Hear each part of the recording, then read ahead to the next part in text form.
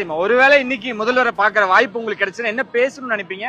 இதன் மூலியமா உங்களுக்கு தெரிவிங்க. ஐயோ என் குலதெய்வமேன்றுவாப்பா, என் குலதெய்வமேன்றுவேன். வேற எனக்கு ஒன்னும் சொல்ல வராது. நான் எனக்கு ஆம்பளை பிள்ளை இல்ல, நான் பெத்தா இப்படி ஒரு பிள்ளைய பெக்கணுயா. சரி, ஆம்பளை பிள்ளை இல்ல எனக்கு.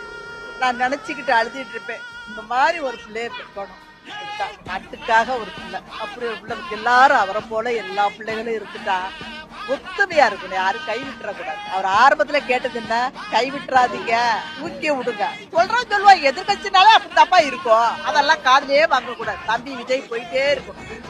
சரிம்மா, ஒருவேளை இன்னைக்கு முதல்வரை பாக்குற வாய்ப்பு உங்களுக்கு கிடைச்சுன்னா என்ன பேசணும்னு நினைப்பீங்க?